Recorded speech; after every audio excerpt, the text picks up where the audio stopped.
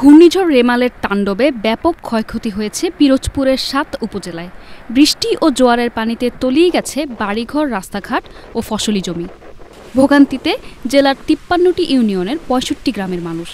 জেলায় ২৯৬টি cyclone shelter ও ২৬৭টি multipurpose কেন্দ্র প্রস্তুত রাখা হলেও সামাল দিতে হিমশিম খাচ্ছে দুর্যোগ ব্যবস্থাপনা কমিটি।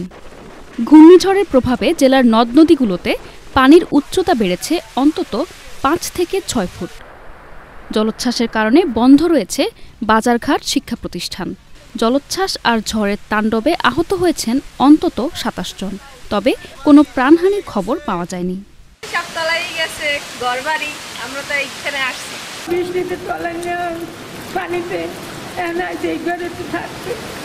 চতুর্দিকে পানি আর উপরে এককালে দ্বীপ, মানে দ্বীপে কিন্তু মানুষের বন্যা থাকে একতার ওদিকে। প্রায় ১.৫ হাত পানি হচ্ছে ঘরের ভিতরে, এই রান্নাবাড়ি কিছুই করা যাইবে না।